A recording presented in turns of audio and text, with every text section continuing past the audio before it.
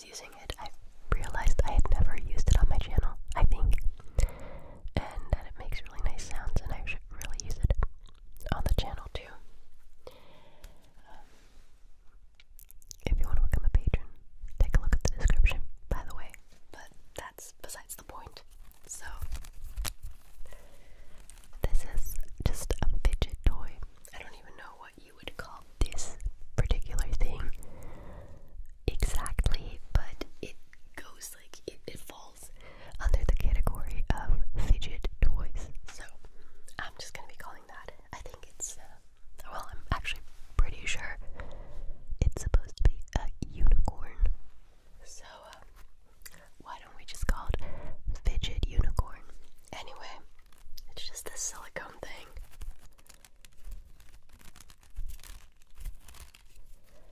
Very stretchy.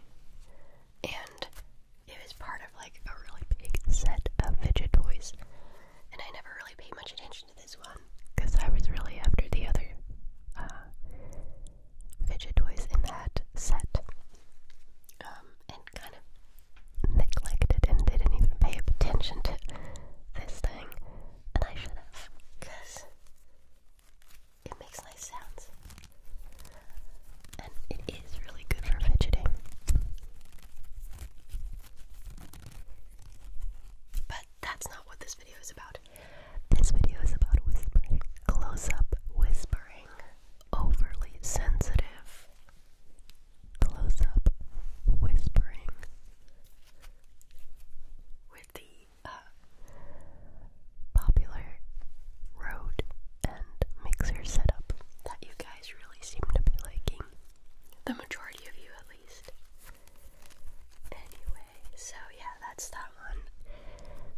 There's, I think a yellow one and a green one as well, but I can't find them right now. This room is chaos. I need to reorganize it, but I'll be moving in a couple of months, so my motivation isn't really high right now to reorganize or even like organize this room, because I'm like, what for? I'll be moving soon, so it's like, you know. But in the new place, it should be so much more organized. I'm very much looking forward to organizing everything in here. Until then, we're just gonna be using the pink one. Okay, so another toy inside of that set was, or is, I guess, jeez, it's loud, this little mug controller. It just kind of reminds me quite a bit of a fidget cube. It comes in the shape of a controller. I kind of like the design, the color, pattern, whatever you would call this. It's quite nice.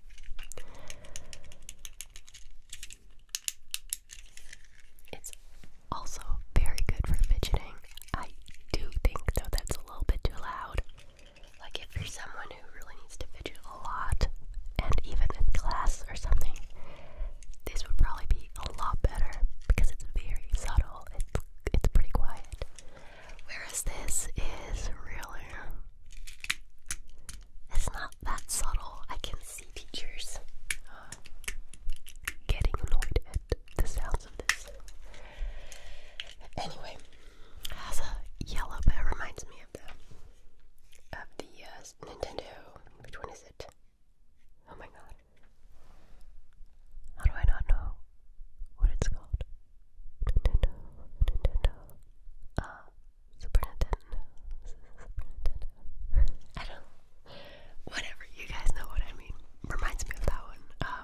There's a yellow button, a green button,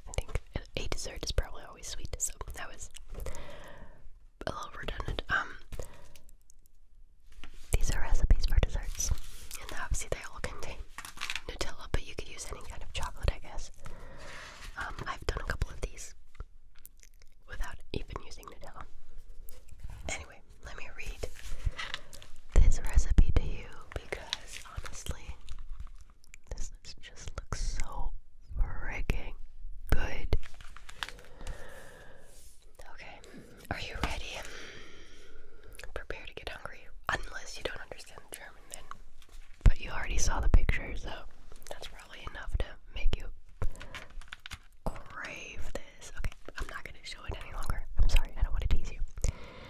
I don't want to torture you, is what I mean. Fans flüssiger Schokoladenfüllungen werden von dieser perfekten Mischung aus Kokosnuss und dem berühmten Brotaufstrich begeistert sein. Biscuits mit flüssiger Nutella-Creme. It's like a lava cake, basically. As you might have guessed. Okay. Für 4 Biscuits. Zubereitung 20 Minuten. Backzeit 15. 140 Gramm Schokoraspeln. 80 Gramm Puderzucker. 40 Gramm weiche Butter. Ein Eigelb. 100 Gramm Kokoscreme. 3 Eiweiß. Eine Messerspitze Salz. Mehl für die Förmchen. Und 4 Teelöffel Nutella. Erstens, den Backofen auf 180 Grad vorheizen. Zweitens, Kokosraspel, Puderzucker, Butter, Eigelb und Kokoscreme in einer Schüssel vermengen. In einer Rührschüssel das Eiweiß mit dem Salz steif schlagen und dann vorsichtig unter die Kakaomasse heben. 4 kleine Förmchen buttern und mit Mehl einstäuben. Die Teigmischung in die Förmchen füllen. Jeweils einen Teelöffel Nutella in die Mitte der Förmchen geben und in den Teig drücken. 15 Minuten im Ofen backen, die Biskuits herausnehmen und 5 Minuten abkühlen lassen. Dann vorsichtig aus den Förmchen lösen. Tipp: Das Nutella gut in den Teig hineindrücken, damit es nicht austrocknet und beim Backen keine Kruste bildet. It's actually pretty easy to recreate. Considering doing this, actually, it looks so good. I wonder if it would actually turn out in a way that the chocolate inside is so liquidy that it actually like is runny and like comes like running out of the cake part. Because whenever I try to do this, I almost always fail. So I find it hard to believe that it's that easy to do. But even if it doesn't quite work out that way, it should still taste really good, you know. Okay, let's do one more, because this is actually kind of cool, and it's a lot of constant whispering without too many breaks, which I assume you guys appreciate. This also looks quite nice. Sorry for the craving there. Diese kleinen Kuchen bergen eine süße Überraschung, eine zart schmelzende Nutella-Füllung. Mandelbiskuits mit Nutella-Füllung. Für 18 Biskuits. Zubereitung 10 Minuten. Backzeit 10 bis 12. Wow, this one's a really fast one. 10-minute preparation and about 10 minutes of baking. Alright. 50 gram. No, I was gonna translate it, but it's too late. 50 Gramm Mehl. 130 Gramm Puderzucker. 70 Gramm gemahlene Mandeln. 4 Eiweiß.